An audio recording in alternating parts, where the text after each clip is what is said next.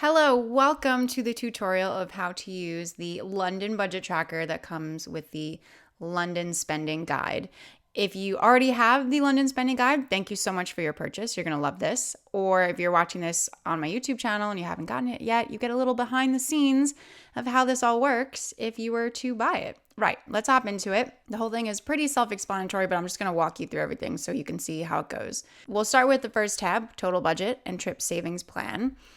Basically, across this entire spreadsheet, anything that's in yellow is something that is going to be able to be changed. So we'll start up at the top. You can select your currency. We've got lots of options here. We could go to euro, and then it automatically switches all the signs. And this automatically updates with the current conversion.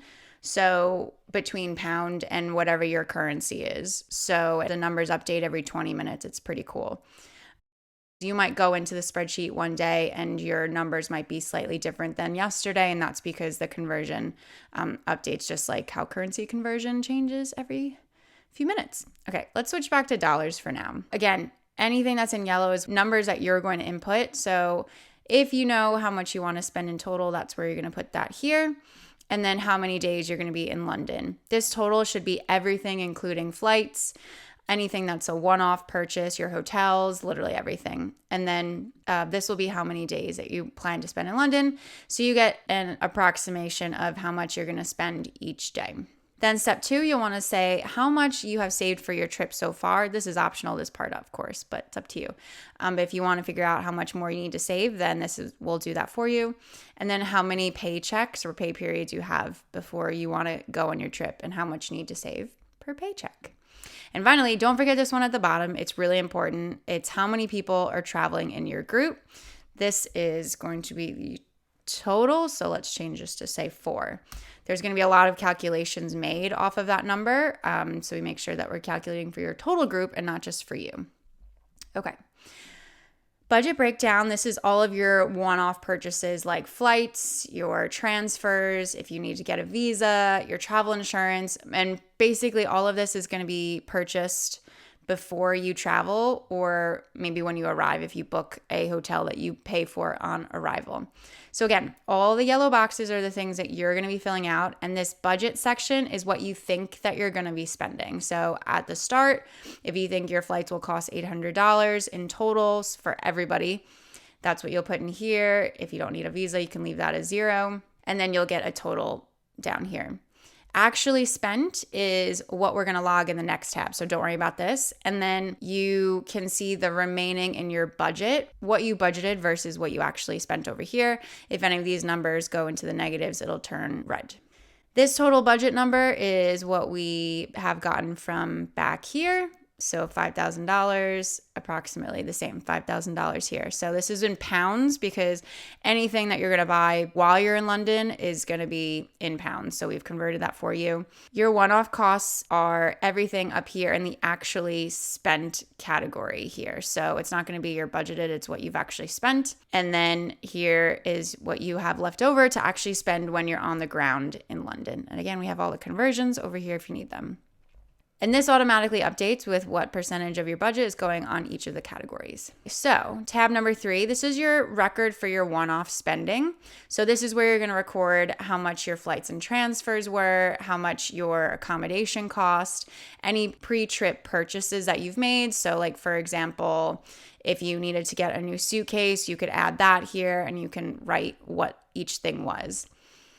And what you'll want to do, you can put the date if you want, you don't have to, but all of these subcategories are important to choose because then this number is going to update back in this over here, to flights and transfers into this column here.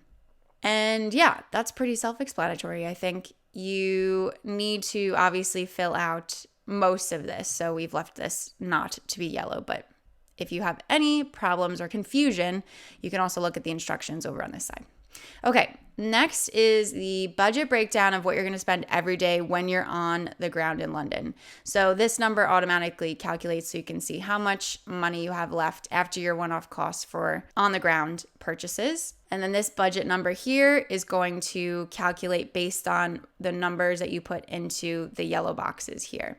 And then actually spent is going to be pulling from the next tab, which I'll show you shortly. And then of course we see the remaining in budget, which will turn red if you go beyond your budget.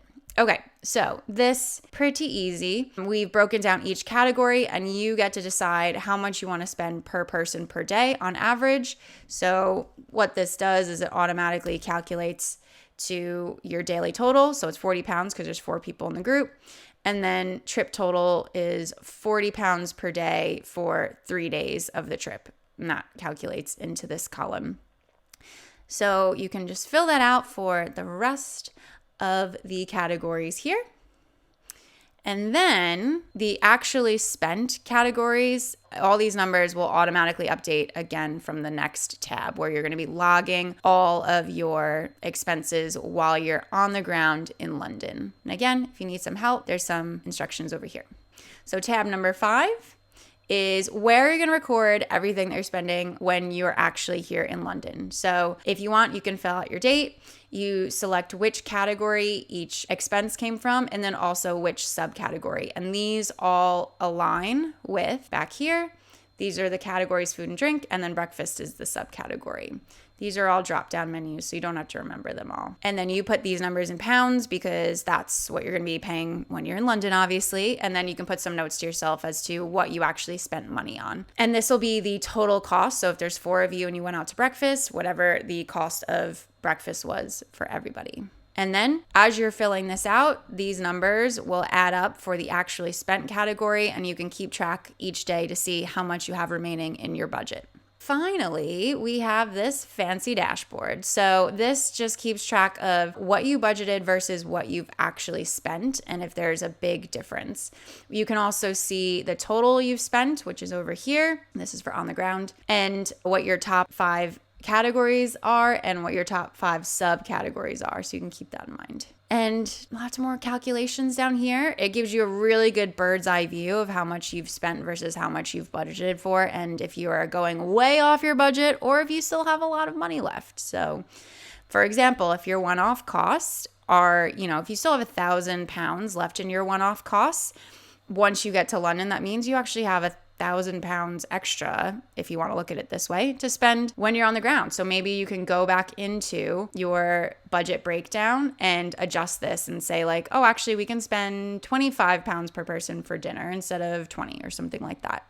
But this whole tab, you don't have to calculate anything. This is all automatically done for you. And it'll be fun to see all of the bars and the numbers move as you spend more and more.